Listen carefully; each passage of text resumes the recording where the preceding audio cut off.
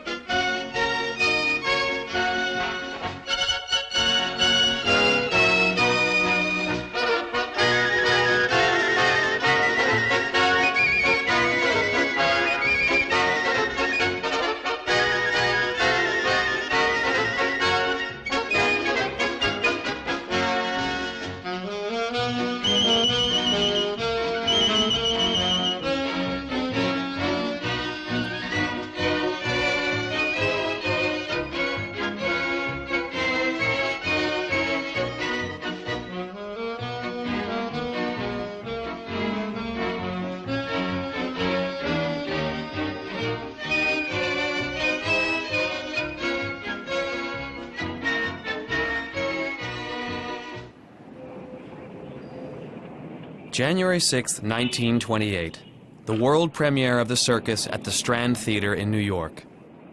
Though motion pictures were on the threshold of the talkie revolution, the film's success was comparable to that of the Gold Rush. The Los Angeles premiere took place 3 weeks later at Grauman's Chinese Theatre. The Circus remained invisible for almost 4 decades before Chaplin decided to re-release it in 1969 in a restored version complete with a new score of his own composition. In his autobiography, Chaplin never so much as mentions the Circus, which demanded 2 years of exhausting work. Its production was fraught with difficulties and shooting was suspended several times. Of all Chaplin's silent films, the Circus undoubtedly remains the most underrated, and a film that cries out for rediscovery.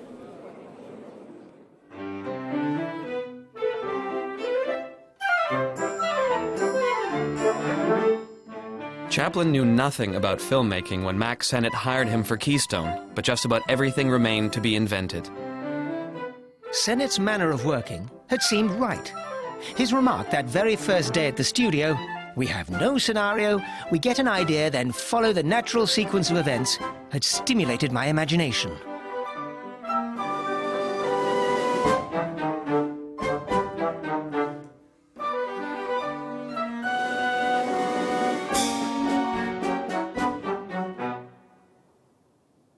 Max Sennett had seen Chaplin perform as a member of Fred Karno's famous British Music Hall Company. The programs were made up of short pantomime sketches which followed one another at a frenetic pace, heavily influencing slapstick film comedy.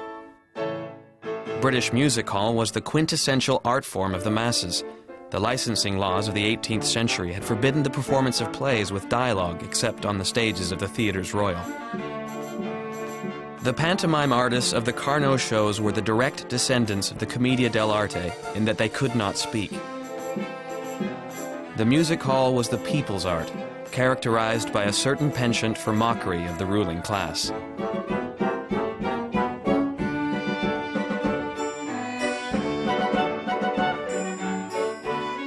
A Night in the Show is the only film in which we can see sketches as they were performed in a Carnot revue.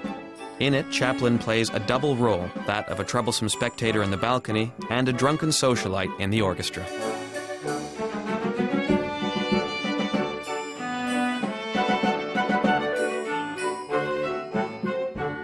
The Carnot revues preserved all the forms and traditions of pantomime.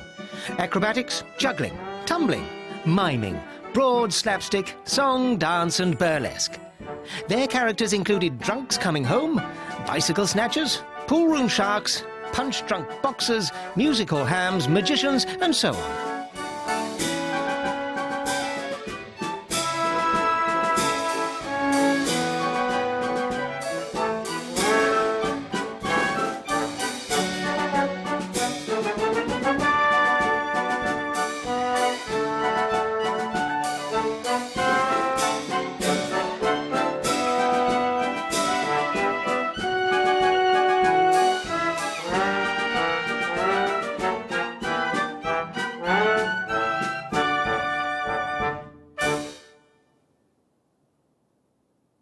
The drunkard impersonations that earned Chaplin success in the Carnot tours were part of the traditional pantomime repertory.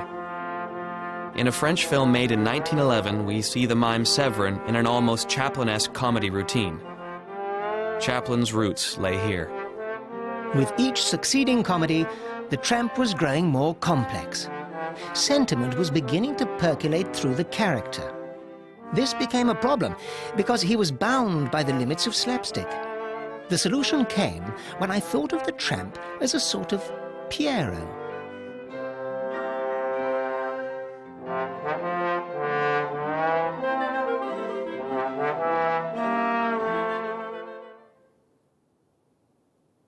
What is a good gag?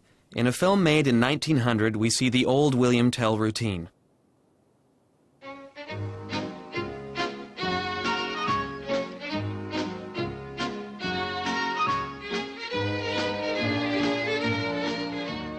In 1918, Chaplin himself would shoot a variation of this gag with the famous British comedian Harry Lauder, in which he replaced the crossbow with a Colt 45. In fact, the film was never released or even finished.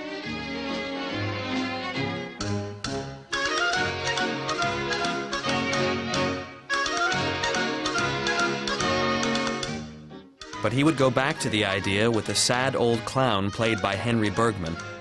He undoubtedly thought that the problem lay in the kind of fruit used, so he replaced the apple with a banana. Suddenly, a tired gag was rejuvenated, and Chaplin transformed it into a pure nonsense sketch.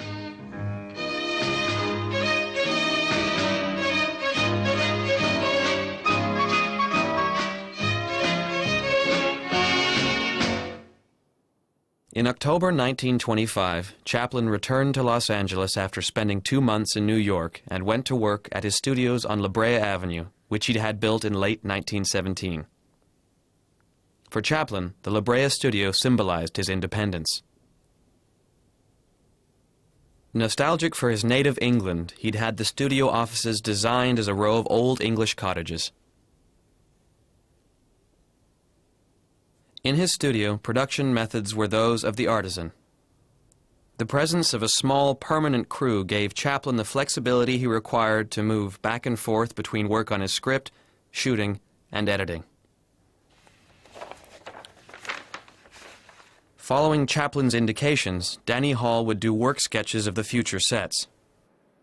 These art director's sketches were very similar to the modern-day storyboard and showed how Chaplin, even before beginning to work out his scenario, already had a firm idea of certain scenes. During the construction of the sets, Chaplin and his assistant Harry Crocker went off to work on the scenario.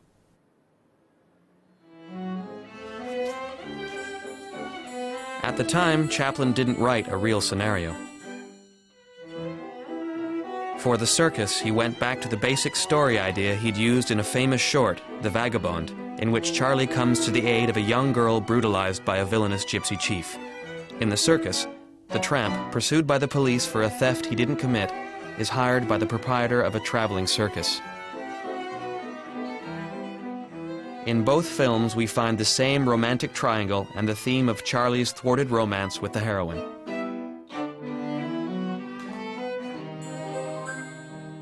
Chaplin would always remain nostalgic for this golden age of silent cinema when he wrote with a camera. Everything was so free and easy. No literature, no authors. All we had was an idea on which to build gags. Then we would work out the story as we went along. Belgrade, December 28, 2002. Emir Kusturica has called for a pause in the shooting of his film Hungry Heart to take stock of his work. Kusturica's films have always displayed a fondness for farcical comedy. Underground and Time of the Gypsies, in particular, contain echoes of a Chaplin-esque universe. On this night, he watched the Circus in a room of the Hotel Moscow. As usual, I start my movie and then I discover during the shoot that whatever was on the paper is not enough, it's not sufficient to what I feel at that moment when I'm building or imposing my film structure for the future. So basically, what made Chaplin cinema extremely interesting among a million other things is basically that he was doing his films as almost as a writer when he starts writing his novel. He was doing movies from 1 year to 2 years. And one of the reasons why his movies are so appealing and so strong is that basically he was really structuring, and he was doing, was one of the architects of cinema. I did not have to read books to know that the theme of life is conflict and pain. For me, pantomime was a universal means of communication. With pantomime, I can say everything, move from farce to pathos, from comedy to tragedy, with much less effort than words would involve.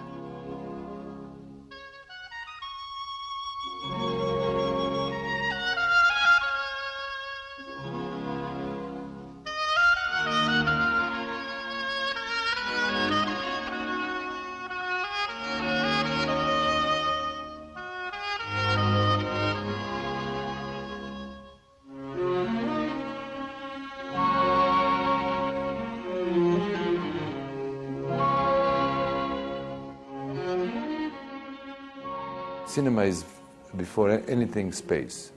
How you enter the scene, how you exit the scene, how you do all these trivial things that the viewer and the audience do not need to know. He was, I would say, inventing the life, another life. And that's why this cinema was so big, and they used to say bigger than life. What this man brought to cinema, the biggest innovation that he brought to cinema, basically patent that he brought, is how somebody invades the space. If you look today's cinema, which I somehow compare to the past and to his cinema, you don't need the words. Even if in the speaking movies that he's made afterwards, you mostly had, and the biggest quality of this was how he was managing the space.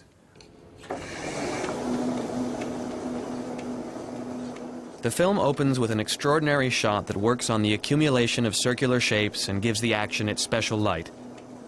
After an iris-out effect, punctuated by a crash of cymbals, the rider is literally ejected from the flat surface of the hoop into a three-dimensional universe, which will become the main stage of this human comedy.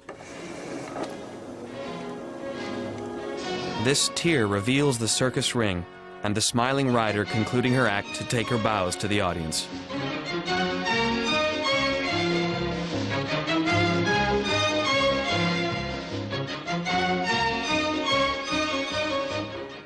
In this extremely concise exposition, Chaplin works towards contrast and brings the scene to an unusually violent climax.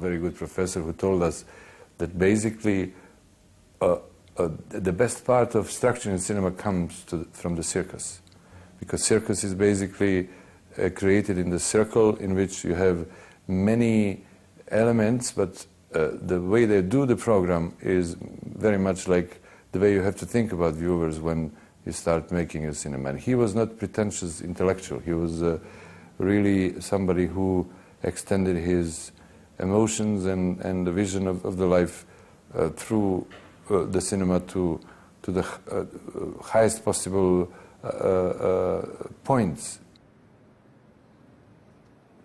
The genesis of the circus was described by Chaplin to actor Henry Bergman, who played the old clown in the film.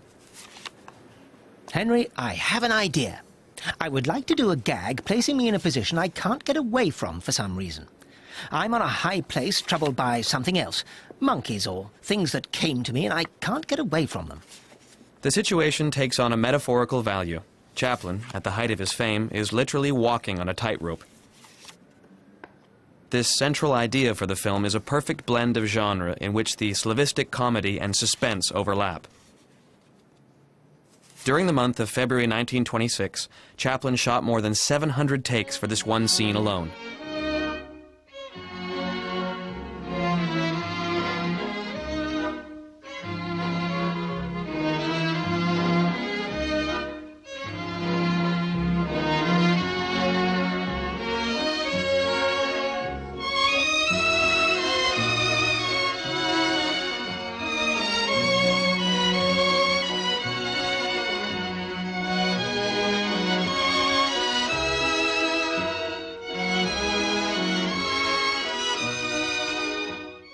this is what makes cinema great, you know?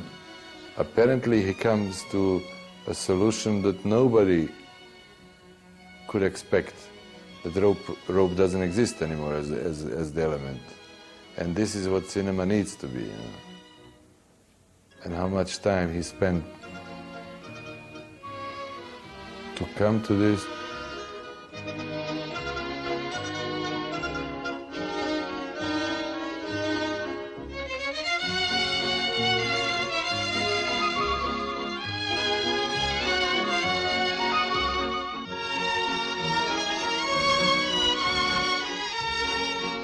This is what right now I'm trying to do.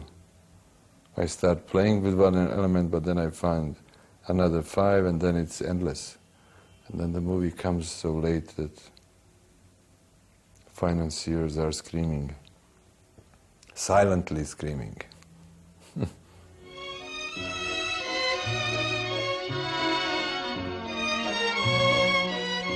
Once you start making movies, if you do, then you have to think about how to get your characters out of gravity. And this is very typical for this, which is basically the circus aim.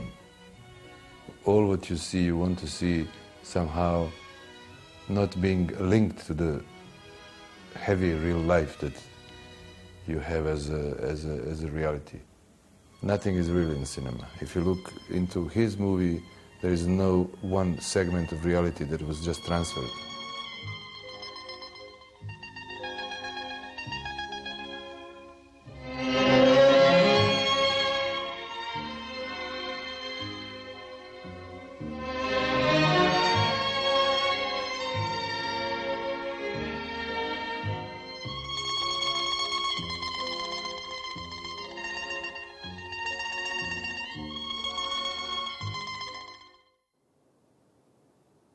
On September 28th, a fire swept through the studio.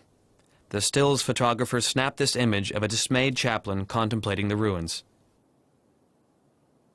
As rebuilding would take several weeks, Chaplin quickly had a restaurant set erected.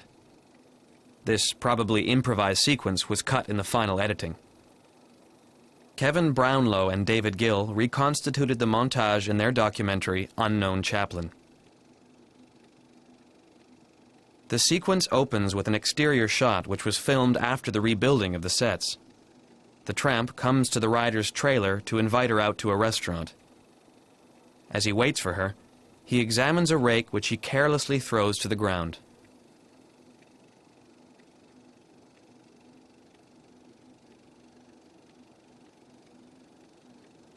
The master shot introduces several variants. Charlie overconfidently opens the door of his trailer and pushes away with his foot a circus hand sitting on the steps. The master shot is conceived to allow for an insert shot in which Myrna, who is not quite ready, asks him to wait.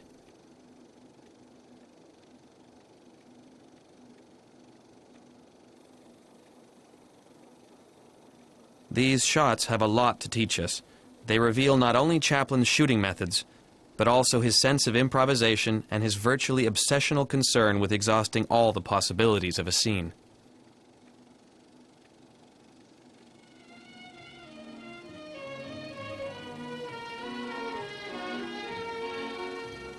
The use of the rake is a perfect example of Chaplin's art.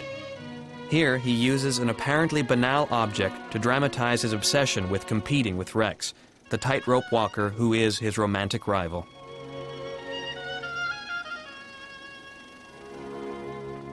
This magnificent idea never made it into the completed film. Instead, we have a more conventional but no less effective scene in which Charlie practices the tightrope for an imaginary audience before being surprised by the girl's father.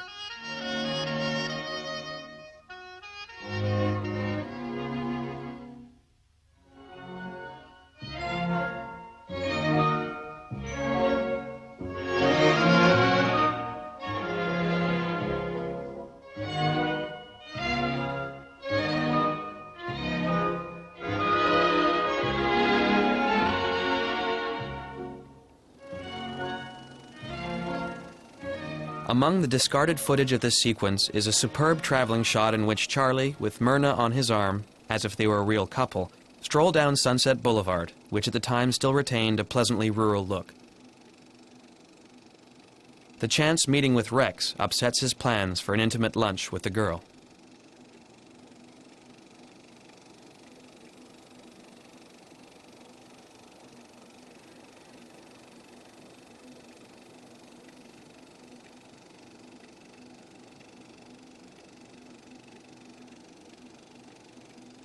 But as Charlie and Myrna enter the restaurant arm in arm, Rex uses his good manners to advantage.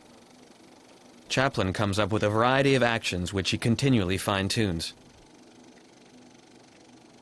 In the first take, when the person on the right kicks Charlie's chair out from under him, Rex steps in to take his defense. The waiter tells them that the prankster is in fact a feared prizefighter.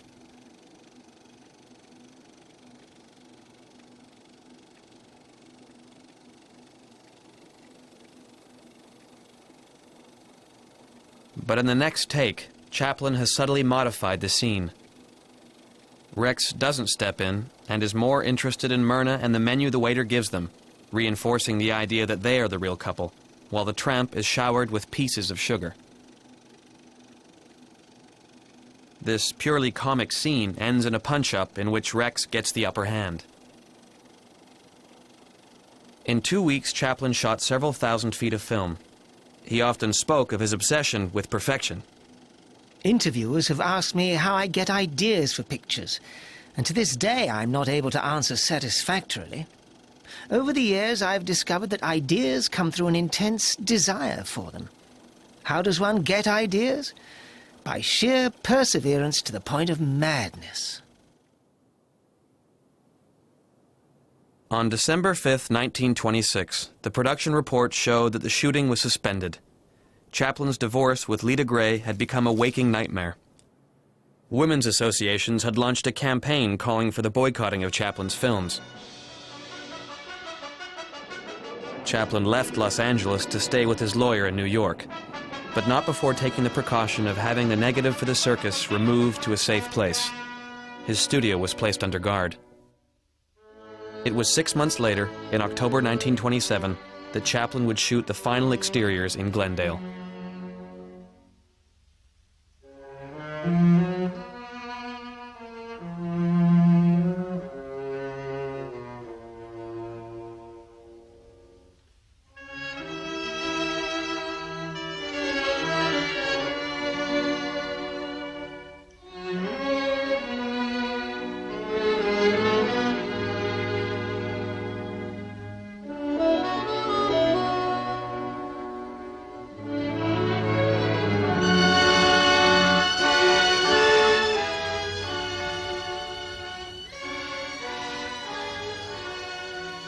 Yeah, this is this mythical Charlie is leaving.